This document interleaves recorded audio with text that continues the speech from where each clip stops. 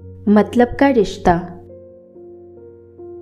एक गांव में एक बड़ा व्यापारी रहता था। व्यापारी बहुत पैसे वाला था। आसपास के कई गांव में उसका बड़ा नाम था। लेकिन इस व्यापारी को अपने पैसों का, अपने रुतबे का और अपने नाम का बड़ा ही घमंड था। वह अपने नाम को बनाए रखने के लिए बहुत ज्यादा सोचता था और बिना किसी की भावनाओं की कद्र किए वह सब करता था जो उसे लगता था कि करना चाहिए। व्यापारी को कई सालों बाद एक संतान प्राप्ति हुई थी। व्यापारी ने अपने इस खुशी को मनाने के लिए अपने घर पर एक बहुत बड़ा कार्यक्रम रखा, जिसमें उसने आसपास के गांव के सभी रईस लोगों को और सिर्फ ऐसे रिश्तेदारों को बुलाया था जो रईस थे। पास के ही गांव में व्यापारी की खुद की सगी बहन भी रहती थी। क्योंकि इन दिनों उसकी आर्थिक परिस्थिति कुछ अच्छी नहीं थी, इसलिए उसने अपनी बहन तक को इस कार्यक्रम के लिए नहीं बुलाया। व्यापारी ने जिस कार्यक्रम का आयोजन किया था वह इतना भव्य था और इसके अलावा इसमें इतने प्रसिद्ध और रईस लोग आने वाले थे कि इस कार्यक्रम की चर्चाएं हर गांव में होने लगी। यह खबर उस व्यापारी की बहन तक भी पहुंच गई। बहन को यह जानकर बहुत ज्यादा खुशी हुई कि इतने सालों बाद उसके भाई को आखिरकार संतान सुख प्राप्त हो ही गई। बहन ने सोचा कि भाई गलती से उसे इस बारे में बताना भूल गया होगा और अपनों को भला कोई न्योता देता है। भोली बहन ने अपने भाई के यहाँ उस कार्यक्रम में जाने की तैयारियां शुरू कर दी। जिस दिन वह कार्यक्रम था उस दिन बहन सुबह सुबह ही अपने भाई के घर जाने के लिए निकल पड़ी। रास्ते में अपने पुराने मैले कपड़े देख उसे ख्याल आया कि अगर किसी और के घर जाना होता तो मैं ऐसे कपड़ों में जाने की सोचती भी नहीं, लेकिन मैं तो मेरे अपने घर, मेरे मायके जा रही हूँ। वहाँ मुझे ये सब सोचने की कोई ज़रूरत नहीं है। जैसे ही वह अपने मायके पहुँची, वहाँ का भव्य आयोजन देखकर वह बहुत खुश हो गई और उसे अपने भाई पर बहुत गर्व हुआ।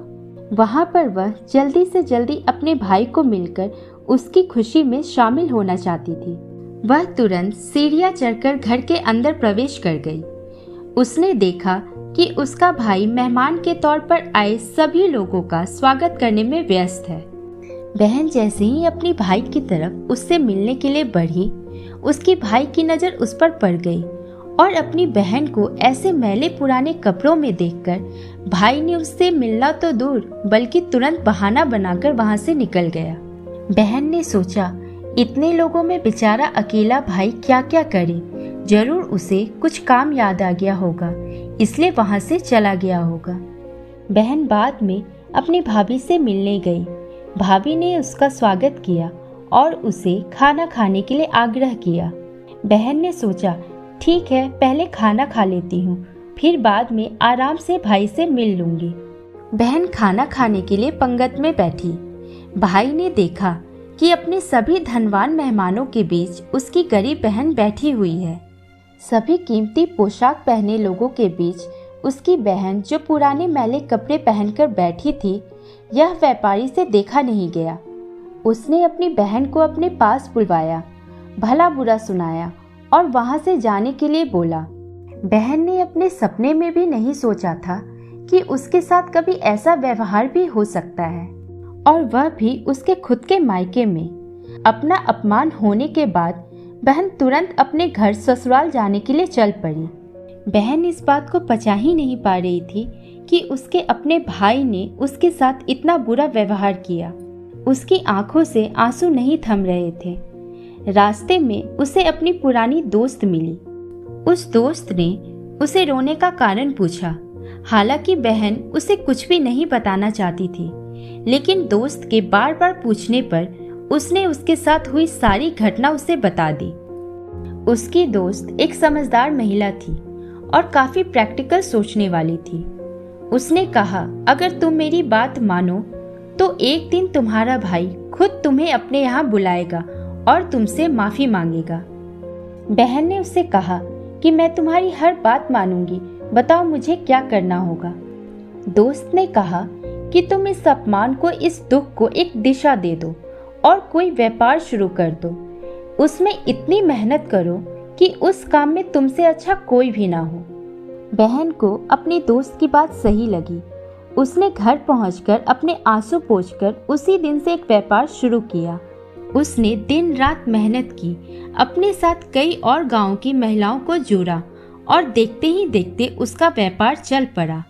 कुछ ही सालों में आसपास के 50 गांव में उसका नाम और रुतबा काफी बढ़ गया और अब वह पैसों के मामले में अपने भाई से भी ज्यादा बड़ी बन गई। भाई को जब यह पता चला कि उसकी बहन इतनी अमीर हो गई है तो उसने सोचा कि एक बार उससे मिलकर आया जाए। वह जब अपनी बहन को उसके घर मिलने पहुंचा तो बहन ने उसका किसी राजा महाराजा की तरह स्वागत किया, उसके पसंद का खाना खिलाया।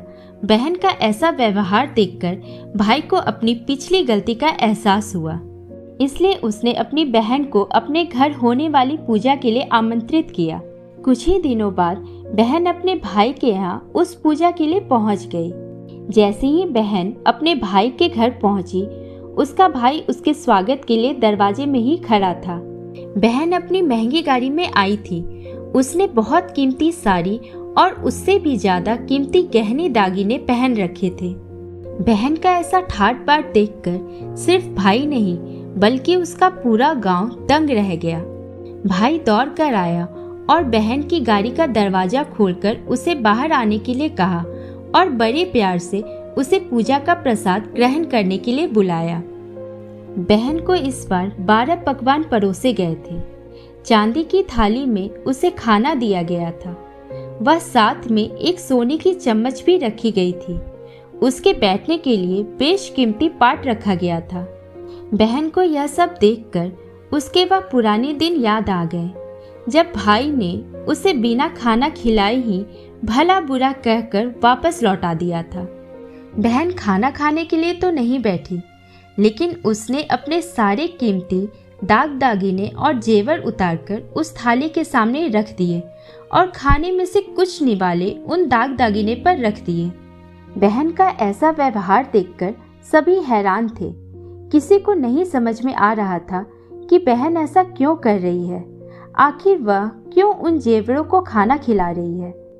जब सभी ने उससे पूछा कि वह क्यों ऐसा कर रही है, तब बहन ने सबके सामने बताया कि आज जो उसका इतना मान सम्मान हो रहा है वह दरअसल उसका नहीं, उसके इन्हीं कीमती दाग दागिनों और कपड़ों का हो रहा है। क्योंकि मैं तो अभी भी वही पुरानी व्यापारी की बहन ही हूँ। अगर कुछ बदला है तो वह मेरी परिस्थिति है, मेरे कपड़े और गहने हैं। भाई ने अपनी गलती का एहसास होने पर इस बार अपनी बहन के पैर पकड़कर माफी मांगी। बहन जो पहले भी अपने भाई से निस्वार्थ प्रेम करती थी, उसने अपने भाई को माफ कर दिया और उसे गले से लगा लिया। दोस्तों, अगर आपको मेरी कहानी पसंद आई हो तो प्लीज़ मेरे चैनल को लाइक, सब्सक्राइब और शेयर जरूर करिएगा और साथ में नोटिफिकेशन बेल आइकन को भी प्रेस कर दीजिएगा ताकि मेरी आने वाली नई वीडियो का नोटिफिकेशन आप तक पहुंचता रहे।